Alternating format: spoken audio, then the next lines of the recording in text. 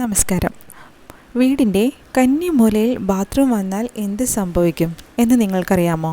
വാസ്തുശാസ്ത്രപ്രകാരം 8 ദിക്കുകളിലും ഏറ്റവും ശക്തിയേറിയ ദിക്കാണ് കന്നിമൂല, അതായത് തെക്ക് പടിഞ്ഞാറേ മൂല എന്ന് പറയുന്നത്.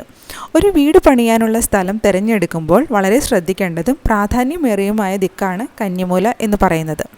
വളരെ പവിത്രതയുള്ള ഒരു സ്ഥാനമായാണ് കന്നിമൂലയെ കരുതപ്പെടുന്നത്. ഇത് താഴ്ന്നു നിൽക്കുന്നതും മലിനമായിരിക്കുന്നതും കുടുംബത്തെ കാര്യമായി തന്നെ ബാധിക്കുന്നു. കുളം, കിണർ, അഴുക്കുചാലുകൾ, കക്കൂസ് ടാങ്ക്, മറ്റു കുഴികൾ തുടങ്ങിയവ കന്നിമൂലയിൽ ഒരിക്കലും ചെയ്യുവാൻ പാടില്ല. കന്നിമൂലയിൽ ശൗചാലയം ഒരിക്കലും പാടില്ലെന്ന് വാസ്തുശാസ്ത്രത്തിൽ പറഞ്ഞിട്ടുണ്ട്. വാസ്തുശാസ്ത്രപ്രകാരം കന്നിമൂലയുടെ അധിപൻ അസുരനാണ്. ഇതുകൊണ്ട് തന്നെയാണ് കന്നിമൂലയ്ക്കുള്ള പ്രാധാന്യം ഏറുന്നത്.